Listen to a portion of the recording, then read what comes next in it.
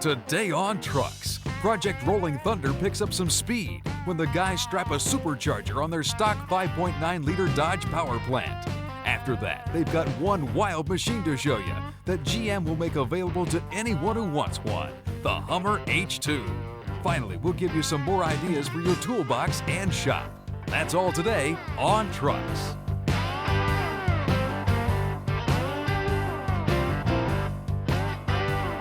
Welcome to this week's show, everybody. If you were with us last week, then you saw the introduction of Project Rolling Thunder. We put a Hotchkiss performance suspension on our stock Dakota RT. Followed that up with a killer wheel and tire combination, as well as an all-steel Cal induction hood. Now that takes care of the rolling part. Now it's time to deal with the Thunder. Now since we have the Ford Lightning in our sights and all those are supercharged, well, we need to put a supercharger on this just to equal out the playing field a little bit. Now the blower we're going to run is from PowerDyne, and of course the kit comes with all the hoses, brackets, and fuel modifications you're going to need, as well as the blower itself that you can get in either a satin finish or a polish like ours is here. Also keep in mind, the best thing about this setup is it's emissions legal in all 50 states. Now for those of you that don't know, the PowerDyne is a centrifugal style supercharger, which means it's turned by a belt that draws air in here, compresses it with this special impeller, and then blows it out here.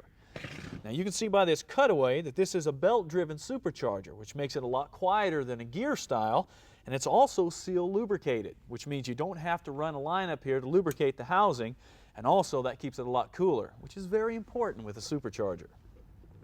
Now before we start bolting our upgrade on, we need to find out what our baseline numbers are so we can accurately measure our horsepower increase when we're finished with the project. Stace, we're getting just under 200 horse at the rear wheel. That's pretty impressive, man. It's not bad for a stock vehicle. Keep in mind though, this is a 360. It'll kick out a whole lot more than that. So, after it cools down and we disconnect the battery, we're going to tear into that fuel system. The first thing we need to do is set the supplied fuel system up against the driver's side frame rail and then mark the holes. Then drill out the holes. And finally, bolt it to the frame. Now up here in the engine compartment, we had to mount the fuel regulation unit to the firewall as well as the fuel system relay to the inner fender on the driver's side. Now that we have both units mounted up, we can go ahead and run the fuel and electrical lines down the firewall underneath to Stace. You got it, man? Yep, I've got it. Now we can make the connections from the regulator down to the fuel system using the diagram supplied with the kit. Then we'll make our connections from our relay and then finish up the electrical under the hood. Over here on the passenger side of the engine compartment, we also had to pull out the air filter box as well as the intake tube. Now we have to remove the computer because it has to be relocated. Once you have the relocation bracket in place, you can remount your computer. Now for the engine disassembly, we took off the drive belt. We also need to take the stock coil off of its location down on the block to make room for the supercharger. And we're going to remount this thing up here on top of the valve cover using the hardware that's supplied with the kit. This is also the perfect time to change your spark plugs. Now PowerDyne suggests you run a heat range or two colder than stock. They also recommend you stay away from platinum and use standard ones. It's also a really good idea whenever you're changing plugs to check the gaps before you install them. Now one of the main concerns with putting on a supercharger is detonation. So to help prevent that, we're going to upgrade the fuel injectors as well with these 24-pounders that we got from PowerDyne. Now these don't come with a kit. They will cost you a little extra, but it's money well spent. Now putting these guys in is a piece of cake. All you do is pop off the fuel rail. Then we can pull out the old injector, put on the new one. Now it's a good idea to use some oil around these O-rings. That'll help it slide in real well and seal up at the same time. There's still a few things we need to do to make room for our supercharger. Number one, we need to move the dipstick back. Now there is a supplied bracket that's going to relocate the tube, and once we have that in place, we can reattach the stick to it. Now we're ready for the air inlet plate and filter. Now it utilizes this hole right here in the inner fender, which allows it to draw in plenty of cooler air from outside the engine compartment. Now all we have to do is mark and drill our holes before mounting it up. Now the only thing you have to watch here is that you have plenty of slack in your wiring harness so the plate doesn't pinch it. Now we're ready for the blower mounting plate. Now it slides right in here and bolts to the front of the head where the coil and the belt tensioner used to be. Looks like you're about ready for this, man. Oh yeah. Now it's time for the crown jewel, and that's the supercharger. Now it bolts right to this bracket using the hardware that comes with the kit. As you can see, this is a really clean installation because it tucks real nice down here into this corner. Now with the supercharger and the belt tensioner pulley in place, it's time for the hookups. Now for the fresh air, I've hooked this flex hose to the filter and it rolls around and into the supercharger intake. Now it's time for the supercharger outlet tube. Now the elbow goes to the outlet of the supercharger.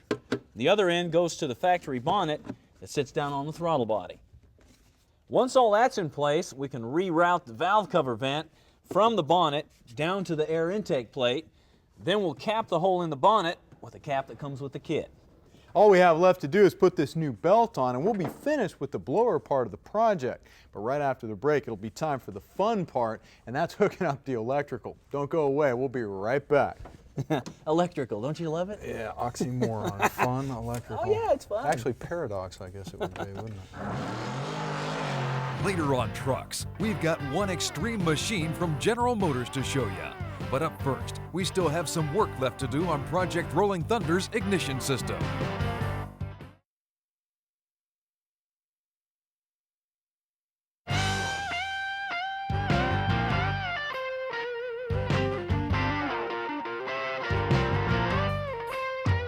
Thanks for staying with us, everybody. Now, if you're just joining us, we just finished putting a PowerDyne supercharger on Project Rolling Thunder. Now, we could stop right there and have a lot of fun with it, but if you want one of these things to perform to its full potential, you really need to upgrade the ignition system too. And for that, we went to Crane for one of their Fireball High 6 ignition systems that comes with a manual timing control, a universal trigger, as well as a high-performance coil. Of course, for the best results, we're also going to go with a brand new set of their low-resistance plug wires. Now, I know that seems like that's a lot of stuff to find a place for. Since each application's a little different, that's exactly what you need to do first. Spend a little time deciding where you're going to mount each piece. Keep in mind you got to keep them away from engine heat. They got to stay dry, and you definitely want to mount them in a place where the wires are going to be long enough to hook everything up. Now, with all that in mind, looks like the best place for this ignition box is going to be back here behind the battery. So we're going to take that off first. Now all you have to do is drill the holes, then mount your box and reinstall your battery. One of the neat things about the High 6 box is that it comes with a control module that allows you to manually adjust the retard in relation to the boost, which gives you maximum performance without pinging, or what's really better known as detonation. Now you can mount this unit anywhere you want, but we're going to put ours right under the dash here so it's out of the way, but we still have easy access. Now back under the hood, I went ahead and disconnected the supercharger outlet tube to give me some room to work and to show you what we're doing when we mount the coil and the trigger. Now don't be afraid to move some of these stock pieces around. Give yourself some room. On the Dodge, if you move this vacuum regulator just a little to the side, this will open up plenty of room here on the firewall to mount your coil and your trigger. Just remember, anytime you move a piece like this, you need to check your hoses and your wires to make sure they're long enough, because you may need to lengthen them.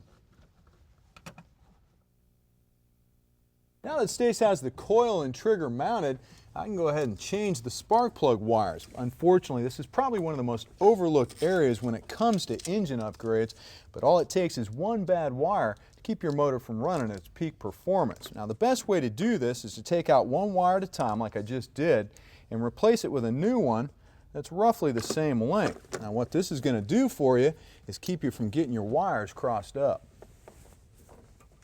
Now it's time to tie everything together, and the hookups really are pretty simple. Now the High 6 box goes to the retard module inside the cab, as well as the coil and the trigger. Now the trigger eliminates the need to have to splice into your stock wiring harness, and it hooks to the original coil. Now that continues to be hooked up here because that makes sure that your fuel injection and your onboard diagnostic system continues to work out should. This, of course, goes to the new coil. Well, that pretty much finishes up the blower and ignition upgrade on Project Rolling Thunder, but we still have a few tricks up our sleeves before we show you the numbers. Now if you're curious what that's going to be, well, you're going to have to come back next week because it's time for us to take a break. We'll be right back after this. Up next on Trucks, we'll take a look at one Hummer of a vehicle that GM has slated for production.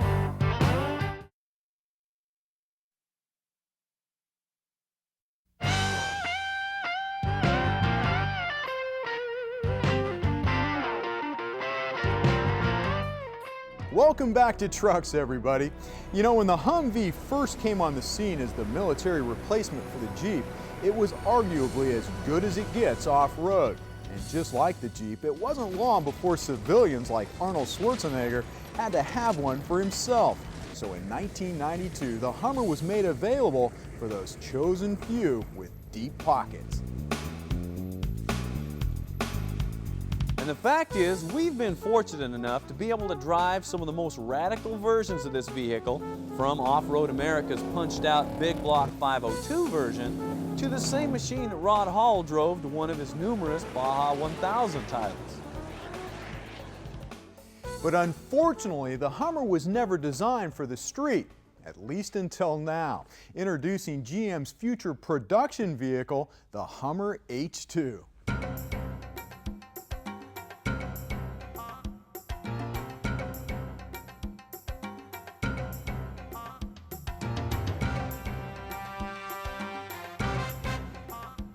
Now, as you can see, the H2 styling is similar to the production Hummer, but it's been cleaned up quite a bit with fewer exposed rivets and fasteners, as well as some softer, more rounded lines. It does retain the 5-door design, but with a shorter and more narrow wheelbase for better maneuverability. Speaking of maneuverability, getting in and out of this thing is made much easier thanks to doors that are offset from the body. Visibility is also much better with a wraparound windshield as opposed to the two-piece design that was on the original Hummer. Now the front end is definitely Hummer with a modern flair, from the integrated winch and grill to the redesigned hood. Under the hood is a Vortex 6-liter V8, but get this, we've heard some rumors that the new Duramax diesel just might be an option for this thing. Oh yeah. The modern styling cues continue with an upgraded version of the wheels with bead locks, as well as custom-cut 35-inch Goodyears. Moving to the rear, the exhaust exits high in the bumper, which keeps it safe from harm. Now I know the question that you're probably asking is, does the H2 come with those expensive portal-style axles that made the original Hummer so awesome off-road? Well, the answer is no, because most people don't need anything near that hardcore. But don't get the wrong impression here. What you will find are skid plates that protect the entire underbody of the vehicle, a heavy-duty 4-wheel independent suspension, and short front and rear overhangs for great approach and departure angles. Behind the power-operated canvas sunroof, it becomes quite clear that GM spared nothing on the interior either, with 4 suede and leather bucket seats. The dash is heavily accented with aluminum trim and classic-style gauges, while contemporary touches include a GPS, DVD, CD, and of course you have to have the OnStar satellite system. Well, there it is. You knew it was bound to happen. You got a refined, less expensive version of the testosterone-ridden big boy, the Hummer. And if you're anything like us, it's pretty obvious GM's going to have a hit with the H2.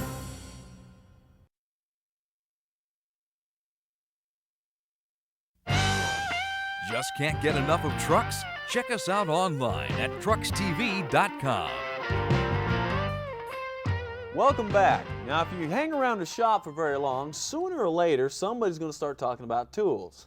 That's because they're cool and you obviously got to have them. But the real question is, what do you really need to do some of the projects like we do here on the show? Now, as you might remember, we started this series a couple weeks ago talking about some essential hand tools every shop's got to have. Today we're going to continue that and throw in a few specialty tools while we're at it. The first thing we want to show you is a tool that no box should be without, and that is a torque wrench, especially if you do any kind of engine building. Now, with these, you definitely get what you pay for, so make sure that you spend some money and get a good one, because cheap ain't going to get it here. Now, you want to get a couple of different sizes so you can crank anything from 5 foot-pounds all the way up to those big 300 foot-pound suckers. Finally, make sure you get one for inch-pounds, because sooner or later, you're going to need one of these too. Another thing you can't live without is a good assortment of pliers. And we're not just talking about different sizes of a standard plier, we're also referring to specialty pliers. Everything from bent to straight needle nose, dikes and cutters, as well as adjustable channel locks. Believe us, having a good set of these around can really help save the day, because the truth is you never really know what you're going to need until you're knee-deep into a project, and by then it's a little too late to figure out you don't have what you need. Next up is the tool that most people call the miracle tool. That's because it's part vise, part wrench, part pliers. Actually makes a pretty good hammer when you get right down to it. That's the vise grip. Now, you need at least 3 different sizes of these in your box, as well as some specialty versions like these needle nose. Now, since working on a vehicle involves a lot of metal work, having some special clamping versions of the vise grip can literally mean the difference between taking 30 seconds, clamping a couple parts together, drilling a well-placed hole, or taking 30 minutes, chasing the parts all over the place, and still not getting the hole where you want it. Now, it probably goes without saying, but you have to have a good selection of Phillips and flathead screwdrivers, and almost as important as those are some really big screwdrivers and pry bars. Now, don't get the wrong idea here. You're not going to twist any screws loose with these, no. These big old boys are going to be used for twisting, wedging, and yanking out those really stubborn parts. And once you've had a few of these in your box for a while, you're not going to know how you got by without them. Now, one of the most used tools in a shop like this is a drill, which means you've got to have some quality drill bits. So instead of going out and buying a bunch of small sets like this and piecing them together and get what you need, we strongly suggest going out and buying a large set like this right off the bat. Now, you're also going to want to invest in some big bits like this, because eventually you're going to need those too. Now, keep in mind, a quality drill bit is not cheap, but if you invest in them right off the bat, you'll be a lot better off than having to go out and buy them to replace the cheapies that you burn up. Just like we told you the last time we talked about tools, we've only scratched the surface of what you need in your box and your shop today. But don't worry, in the weeks to come, we'll continue to give you an idea of the things we think are really necessary to get the job done right the first time. So you want to lower your truck in the front, but you're too cheap to get an aftermarket lowering kit. Well, it is possible to do it the old-fashioned way and cut the coil springs. A couple things to remember here, though. Don't ever use a cutting torch to cut a spring. The heat will affect the tensile strength and basically kill the spring. If you're going to cut them, use a cut-off tool or a sawzall. Also, to keep from dropping things too far, only cut off about 1/4 of a coil at a time. Then refit the spring, set the truck down on the ground, see how much you've dropped. Now, obviously, this is going to take a lot of time to do it right, but it is possible to get the look you're after safely by using these tips.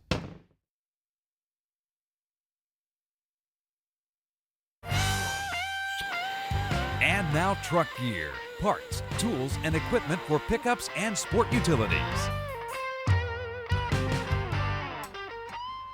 No matter what kind of truck you're working on, most people recognize the benefits of relocating the battery from the engine compartment back to the bed or to the floor. Up until now, though, most battery boxes aren't exactly what you'd call attractive. Well, that was until Bitchin' Products came out with their finned aluminum battery cover made specifically for the Optima battery. Now, you can mount this thing straight up, sideways, or heck, even upside down. If you spend a little time polishing and painting this thing, it'll really knock your eyes out. You can pick up one of these boxes without the battery for about 175 bucks. One of the best things about a truck is being able to reach over the side of the bed to put things in or pull things out. Problem is, you open up the side of your bed to some pretty nasty scratches and paint chips in the process. Well, here's an idea called the Scratch Guardian that makes that problem a thing of the past. It's a vinyl cover that's held in place with magnets to protect the side of your bed when you're putting it to work. Now, if things get messy, you can easily clean it up with soap and water, and when you're finished, all you have to do is pull it off, fold it up, and put it under your seat. Protect the side of your truck with the Scratch Guardian starting at about 30 bucks. That's going to do it for Truck Gear. Let's take a quick look at next week's show. We'll dive into the cab of the Harry Hauler to show you how to lay down some brand new custom floor pans. We'll also steer you in the right direction on a couple other goodies for our 34 International. After that, we'll introduce you to a pro stock truck pilot who's making a difference in the lives of kids from the inner city of Atlanta. That's all next week on Trucks. Well, that's going to do it for this week's show. We appreciate you hanging out with us. Yeah, we got more trucks to roll at you next week. What are you doing? You know, I've been looking at this. It wouldn't take much to cut this top off of this.